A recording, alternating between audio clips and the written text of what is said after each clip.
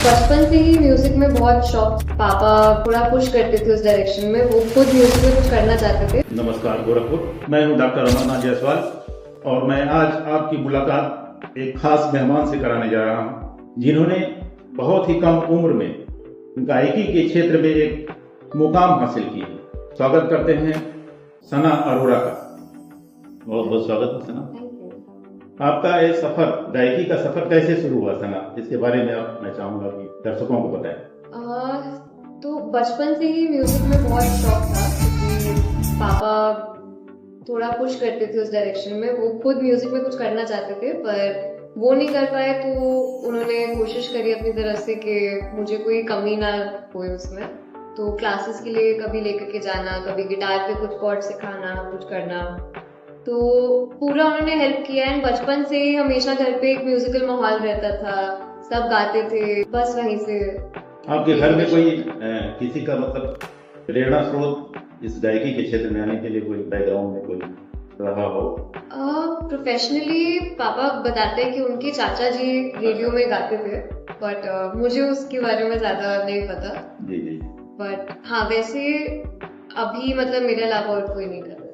मतलब स्कूलिंग के दौरान ही आप इस क्षेत्र को चुन लिया आपने?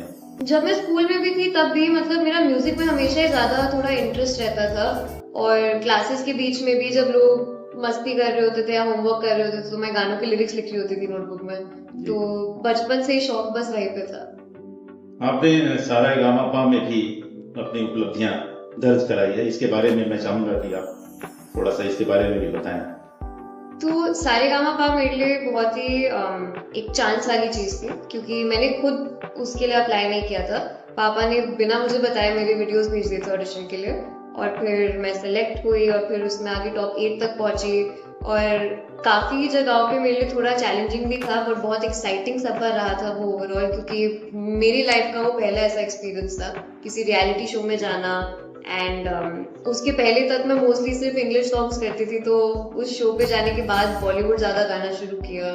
काफी चेंजेस आए हैं उसके बाद, एंड बहुत ही अभी तक का one of the best experiences of my life. बहुत सारे गाने अभी मैं आपके सुन रहा था, तो बॉलीवुड के कुछ मैं चाहूंगा एक गाने जो आपके बहुत ही अच्छे लगते हो, जो आपके जो काफी मतलब पसंद किया गया हो दर्शकों का, एक थोड़ा सा गुनगुनाए ना। जरूर। तो मेरा मैंने कवर गाया था शो पे, लव यू जिंदगी का, जो कि वायरल हुआ था। तो मैं जहाँ पे भी जाती हूँ लोग मुझे बोलते हैं कि उसी की कुछ लाइनें गा दीजिए। तो जो दिल से लगे उसे कह दो हाय हाय हाय हाय, जो दिल ना लगे उसे कह दो bye bye bye bye.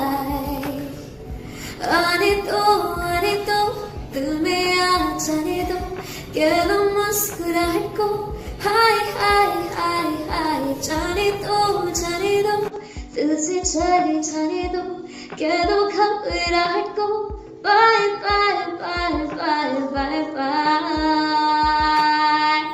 Love you जिंदगी। बहुत खूबसूरत आपने दर्शकों को सुनाया।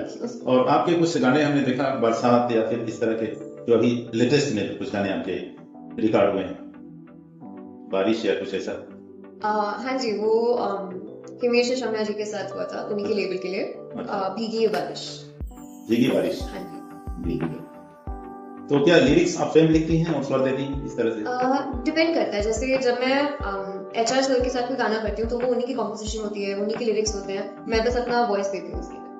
मैं जैसे कि आजकल जो सिंगिंग का कैरियर है क्षेत्र है, उसमें बहुत सारे चुनौतियां हैं। इसमें आप अपने आप को कहाँ देखते हैं, क्योंकि आप बहुत ही कम एज की सिंगर हैं और इस फील्ड में बहुत सारे लोग बड़े बड़े महारथी कर सकते हैं, उसमें आप अपने आप को कहाँ स्थापित करते हैं? बहुत ऑनेस्टली स्पीकिंग, मैं अभी बिगिनिंग लेवल पे ही हूँ, मैंने बस अभी शुरू किया है। जी जी जी। तो होपफुली आगे जाते हुए मैं बेटर मुकाम तक पहुंच पाऊंगी। अभी बस शुरू किया है।